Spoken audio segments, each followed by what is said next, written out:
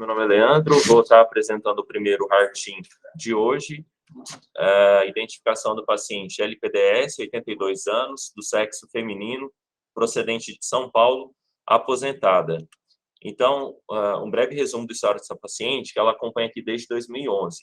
Ela iniciou aqui o acompanhamento em 2011 por uma angina CCS2, foi optado por tratamento clínico, a paciente evoluiu com boa resposta, e ela foi encaminhada para o ambulatório Várzea do Carmo para segmento. Em abril deste ano, ela foi reencaminhada ao ambulatório de coronariopatias do INCOR, porque há cerca de 5 meses ela havia iniciado um quadro de dispneia progressiva, atualmente em classe funcional 3, associado a ortopneia, dispneia paroxística noturna e edema de membros inferiores. A paciente negava dor torácica e outras queixas. De antecedentes pessoais, uma paciente hipertensa, diabética, em uso de hipoglicemia antes orais, doente renal crônica não dialítica, ICFR de 35%, dislipidêmica e ex-tabagista. Nas medicações de uso contínuo, a paciente usava carvedilol, hidralazina, monocordil, furosemida, AS, atorvastatina e metformina. Ao exame físico, possui um peso de 53 quilos, com uma altura de 1,58, um MC de 21. A pressão de 140/70, uma frequência cardíaca de 90. O paciente estava bem perfundida e tinha sinais de congestão, como turgência jugular e edema de membros inferiores. Ao exame cardiovascular, não havia alterações, aparelho respiratório também sem alterações e abdômen inocente. Exames laboratoriais, a paciente tinha uma anemia com HB de 10,3, hematócrito de 31, com uma ureia de 65, uma creatinina de 1,85, tendo uma taxa de filtração glomerular de 31, um colesterol total de 138, com LDL de 60, um HDL de 64, um triglicerídeo de 72, com uma glicada de 8,1 e um TSH dentro da normalidade. No raio-x de tórax, então, realizado, a paciente apresentava um leve aumento do índice cardiotorácico, sem sinais de congestão. No eletro, também realizado, o paciente apresentava um ritmo sinusal, com um eixo preservado, uma frequência cardíaca em torno de 75, a princípio sem sinais de sobrecarga ou área eletricamente inativa. Parede anterior, Mas não chega a progredir a EN em parede anterior? Então, ela permite ver 5/6, mas a gente vê 12 para ver 4, como que a gente não consegue ver onde alguma coisa acontecendo, não é uma eletrocardiograma. Isso mesmo.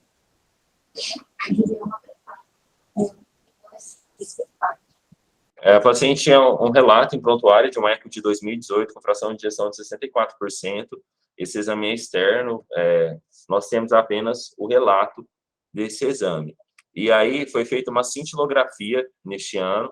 A cintilografia veio com uma fração de ejeção, então, de 35% no repouso e 33% no estresse. Então, comparando 2018 com 2022, teve uma queda na fração de ejeção de 64% para 35%. Havia também na cintilografia área de isquemia, principalmente em parede anterior e septal, e calculando essa isquemia, a gente teve um resultado de 7,3%, uma isquemia moderada pela cintilografia. E agora o cateterismo. São métodos diferentes, não? Eu sempre comento também que a cintilografia sempre subestima a fração de ejeção, né? Quando a gente compara com o ecocardiograma. Provavelmente deve estar em torno de uns 40%, imagino. Você agora está pertinho? O dispneia classificacional 3. Isso.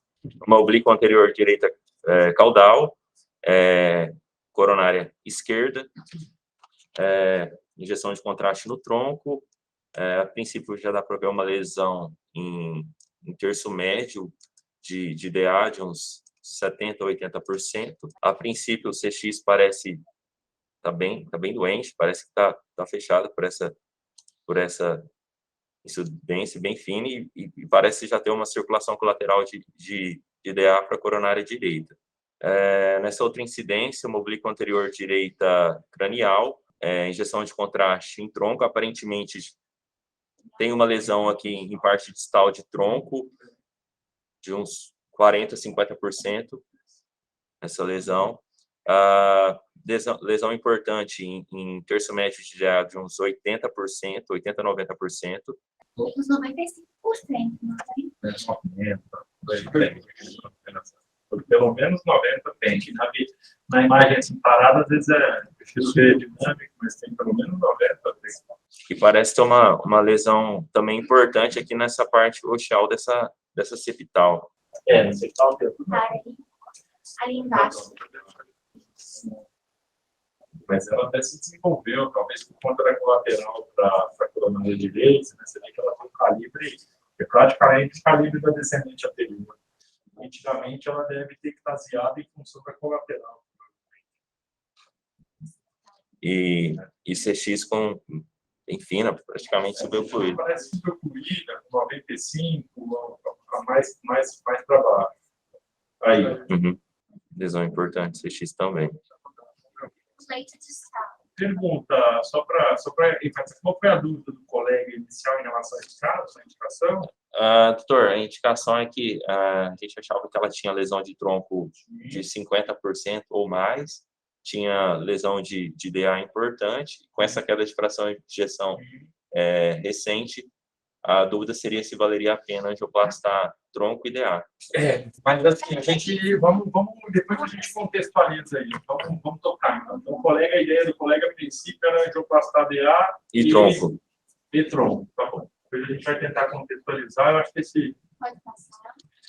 Parece leite distal. É ótimo. E conta uma coisa, e o shape da figurinha? Porque se ele está pensando em angioplastar um caso como esse, que é um multiarterial, com CB ocluída, que os leitos distais são bons. Doutor, é aquela paciente que nós discutimos no ambulatório, uma senhora frágil, que... Foi eu que vi. Não, mas é isso. Então, mais do que anatomia... mais do que anatomia, por isso, a doença claramente é uma doença cirúrgica. Sim. Entendendo dizer? Claro, tem que ver se o paciente é cirúrgico. A doença claramente é cirúrgica. Você tem dúvida no caso com ele? Tronco, multiarterial, foi o que a gente discutiu, mas a impressão foi considerado uma paciente frágil. É que a doença era muito frágil para a gente indicar um tratamento cirúrgico para ela, tá? Carlos, é o seguinte, fazendo um breve resumo da história, é uma senhora com isquemia, queda de fração de ejeção na cintilo, uma isquemia que não parece importante, mas com queda de fração. Ela tem principalmente um sintoma de dispneia, tá? Só que a gente trouxe esse caso... Dispneia. Só que a gente trouxe esse caso para discussão, Carlos, porque na avaliação clínica, apesar de ser um CAT multiarterial, na avaliação clínica, ela me pareceu, a minha, o residente que a avaliou, muito frágil para ser submetido a um procedimento cirúrgico, tá? Então, a grande questão aí é fragilidade. Ok. Carlos, pode comentar o cateterismo, por gentileza? Então, nessa primeira projeção, uma caudal direita, a gente vê uma obstrução, uma doença difusa na artéria circunflexa, né? Me parece uma obstrução, tem um ponto mais importante na parte proximal da artéria circunflexa, exatamente aí, né? Uma artéria com um padrão de doença um pouco difusa, dois marginais um pouco mais finos. O primeiro marginal, a gente vê uma placa na parte proximal dele também, tá? Então, uma circunflexa com padrão de doença difusa. A gente observa nessa projeção também uma circulação colateral exuberante para a coronária direita, enche até o terço médio da coronária direita, tá? A gente vê o DP, um pouquinho de um ramo VP, e enchendo até o terço médio da coronária direita. Nessa projeção, a gente vê, antes que o contraste entre na artéria, a gente vê uma calcificação excêntrica, tá? Uma calcificação importante, todo proximal e médio da artéria descendente anterior. Tem uma lesão distal do tronco da coronária esquerda. Nesse frame que está parado, a gente vê, inclusive, um Reisnes.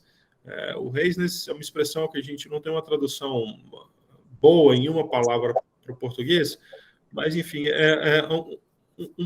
uma lesão que a gente tem um contorno um pouco borrado, um tom não de cinza como do contraste, né? um pouco mais claro no tronco distal, acredito que seja causado pela calcificação. Então, a gente vê essa artéria descendente anterior calcificada, contígua essa lesão no tronco, envolvendo uma lesão grave, envolvendo 2 ramos diagonais e a oclusão total crônica, provavelmente na coronária direita, por causa da colateral que a gente visualiza. Aí a lesão no tronco está sobreposta, tá? Não fica evidente, a gente vê novamente que a lesão na descendente anterior é muito grave, tá? E fica claro também uma calcificação severa no terço proximal da coronária direita. Na Spider View, a gente vê novamente a lesão no tronco distal, então é realmente ali no polígono de confluência, né, na bifurcação DA e CX, essa lesão severa no tronco distal, com calcificação importante. O padrão de doença difusa na artéria circunflexa. Eles fizeram uma injeção colimada para focar no tronco da coronária esquerda. Aqui, confesso que a imagem está um pouco pequena para mim na tela do computador, mas eu não tenho muita dúvida que a lesão no tronco é importante, não. Nas outras projeções já tinha ficado claro para mim. Aí a coronária direita, realmente um padrão de oclusão crônica.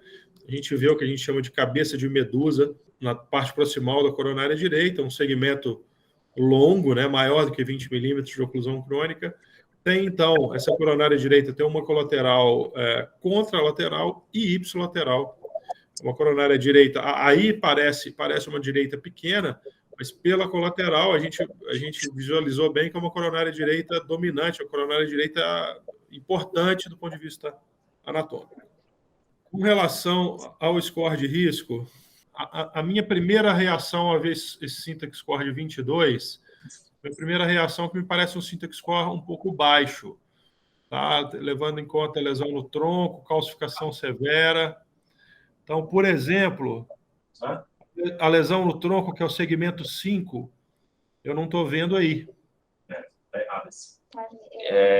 No laudo oficial, estava lesão de tronco de 20%. Não. Quando eu fui calcular com o fellow da hemodinâmica, ele também achou que a lesão não era importante, por isso que eu acho que... Não, a lesão é importante. Eu acho que a lesão é importante. No meu modo de ver, essa lesão é grave, tá? Eu acho que a lesão é importante. Acho que tem que pontuá-la, porque isso muda completamente o syntax score. Mas mais do que o syntax, Carlos, eu quero que você olhe esse paciente, ele vai mostrar talvez os fatores de risco, mas a impressão subjetiva dessa paciente em si é de que ela tem 82 anos, não é isso? É uma impressão de que é uma doença, é uma paciente frágil do ponto de vista geral. Então, a gente está seriamente interessado, na sua opinião, sobre a possibilidade do que a gente consegue tratar percutâneo. Perfeito. Tá. Eu não sei se vocês querem reavaliar os outros scores para ver como é que os outros scores quantificaram o risco dessa paciente. Vamos. Bom. Então, um Euroscore de 4,84, né? Então, pelo Euroscore já seria um risco intermediário, pelo menos, né? E o STS, que é um score que eu gosto mais, é o score que está nas diretrizes para avaliar risco cirúrgico, né? A recomendação é usar preferencialmente o STS.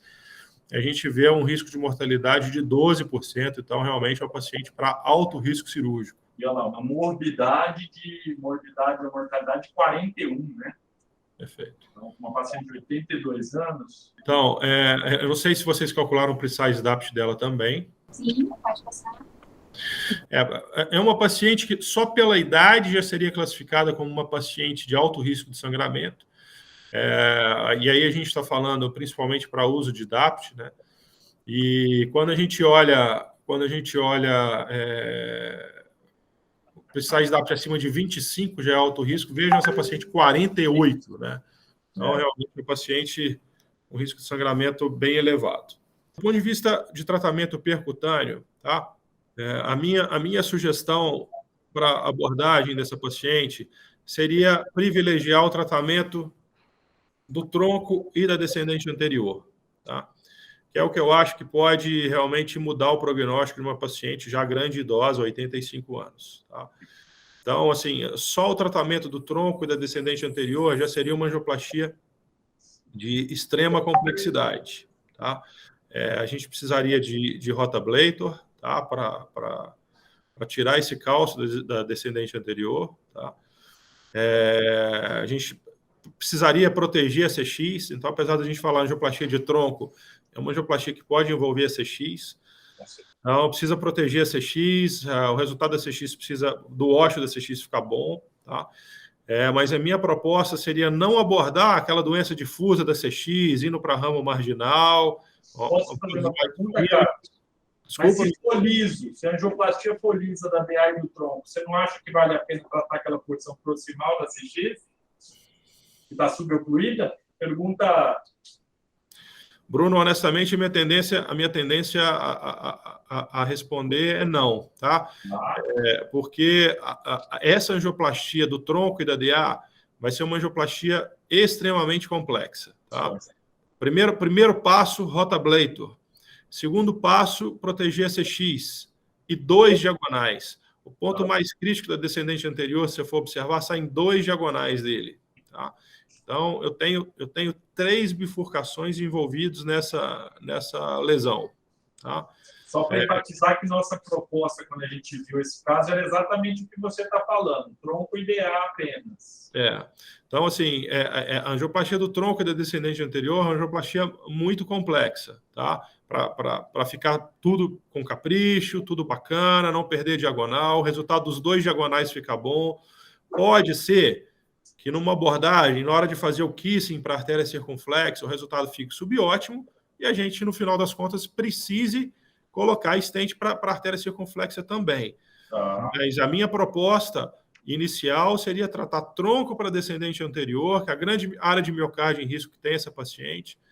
Tratando isso, então, 3 bifurcações envolvidas, rotablator, cálcio severo.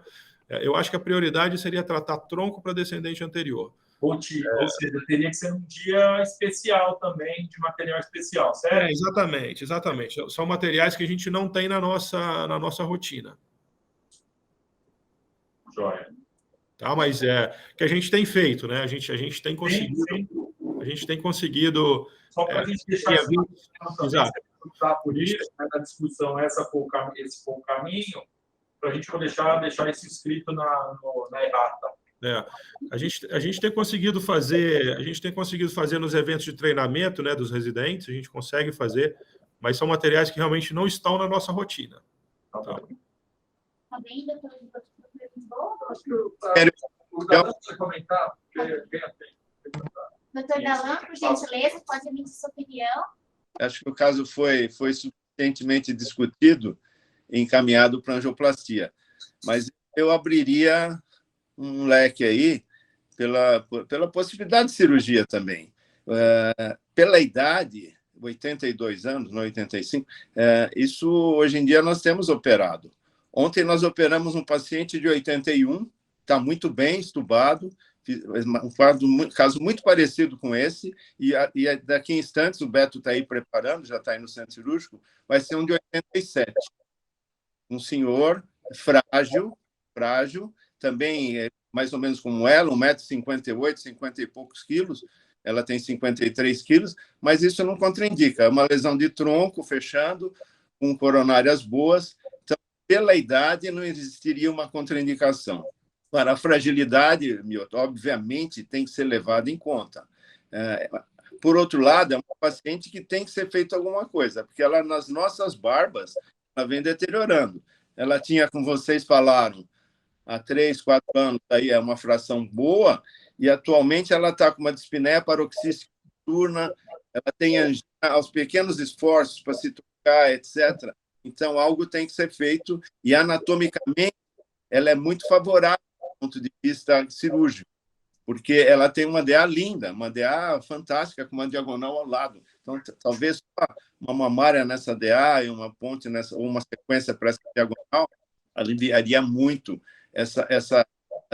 a sintomatologia dessa paciente. Eu concordo que a CX é menos importante e talvez pudesse não ser tocada, assim como a direita que é fechada, mas existe um recurso cirúrgico caso a angioplastia não se concretize. Essa é a nossa opinião.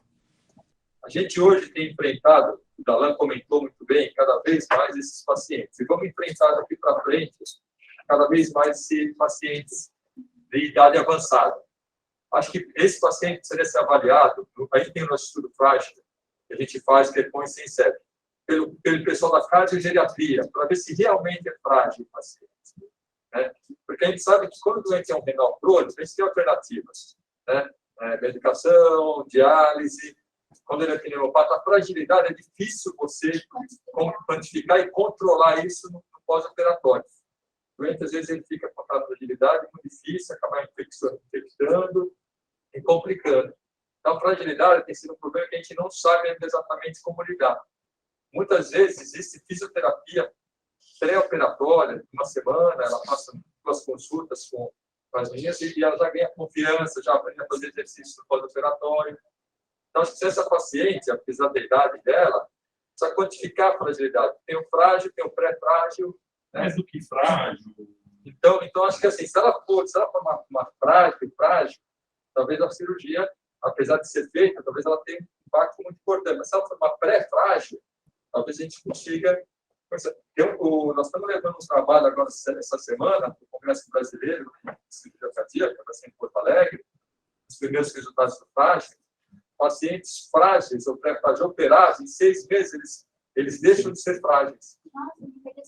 Entendeu? Porque dispneia, essa força, tudo decorre da doença coronária. Quando ele trata melhor angina, melhor dispneia, ele deixa de ser frágil.